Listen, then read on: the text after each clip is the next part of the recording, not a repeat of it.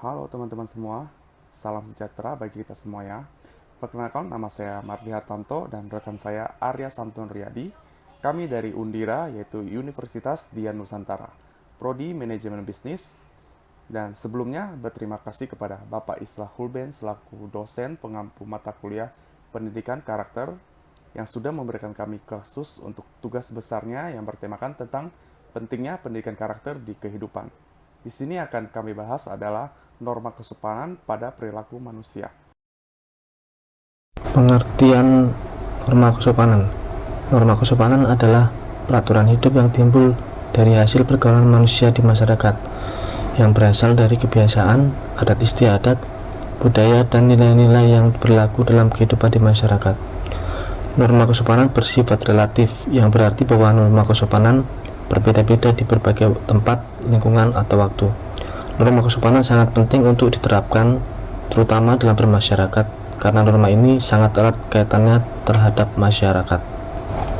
Kesopanan merupakan akhlak yang harus kita ketahui sejak dini, karena ini merupakan suatu hal yang mencerminkan baik dan buruknya seseorang. Oleh karena itu, setiap orang memang dituntut harus mengerti tentang betapa pentingnya kesopanan itu. Ciri-ciri norma kesopanan. Berikut ciri-ciri norma kesopanan. Yang pertama, norma kesopanan berasal dari pergaulan atau hubungan antar anggota masyarakat. Kedua, norma kesopanan bersifat lokal atau kedaerahan, tidak berlaku di tempat lain.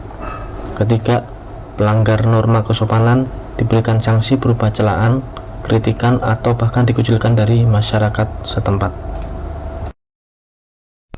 Fungsi norma kesopanan. Norma kesopanan memiliki fungsi yang berguna bagi tatanan masyarakat.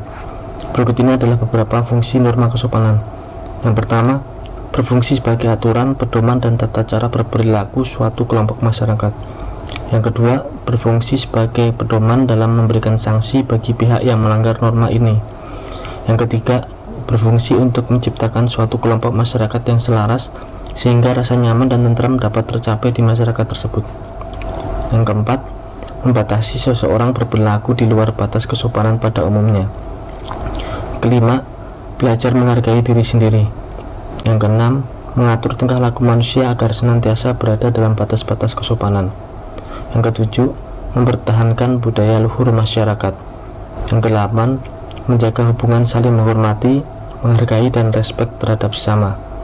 Yang kesembilan, norma kesopanan sebagai panduan tindakan sosial yang sejalan dengan sistem sosial yang mapan.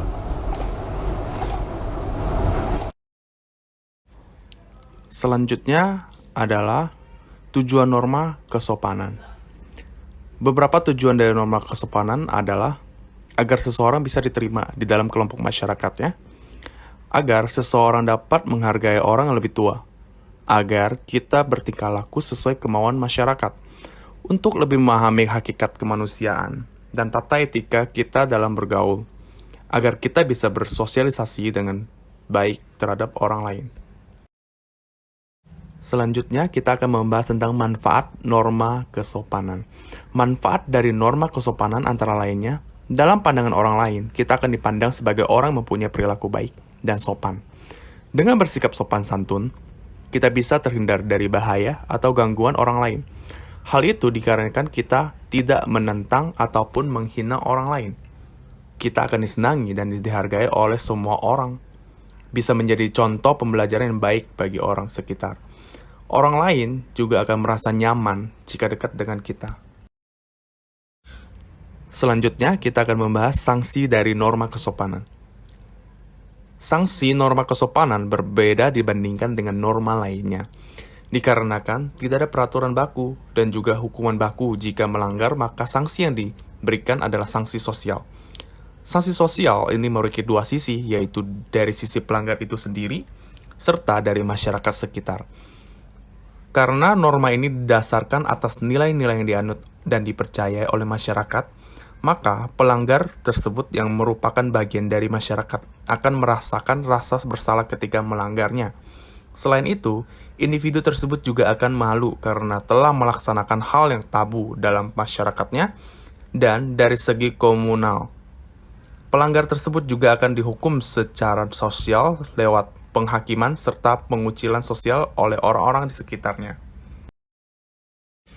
Berikut ini adalah contoh norma kesopanan, yaitu di lingkungan keluarga dan di lingkungan masyarakat. Di lingkungan keluarga, tidak berbicara keras atau kasar kepada orang tua, seperti kakek, nenek, orang tua kita, kakak, dan anggota keluarga lain yang lebih tua. Juga tidak memerintah orang tua kita untuk melakukan sesuatu yang kita inginkan.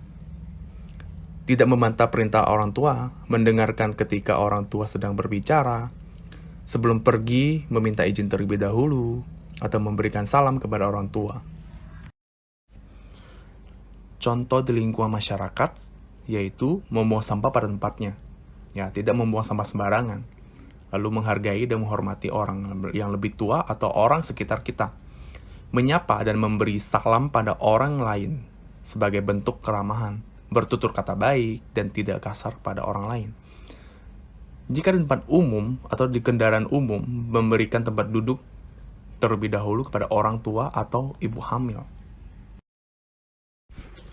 Kesimpulannya adalah, secara umum, norma adalah petunjuk tingkah laku atau perilaku yang harus dilakukan dan tidak boleh dilakukan dalam kehidupan bermasyarakat, berbangsa, dan bernegara berdasarkan suatu alasan dan dorongan tertentu dengan disertai sanksi.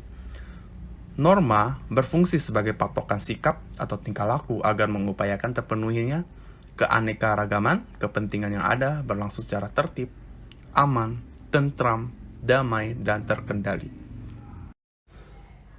Demikian presentasi dari kami berdua membahas tentang norma kesopanan. Semoga bermanfaat dan dapat diterapkan dalam kehidupan bermasyarakat. Dan jangan lupa like and subscribe YouTube channel kami. Sekian dan terima kasih. Bye-bye.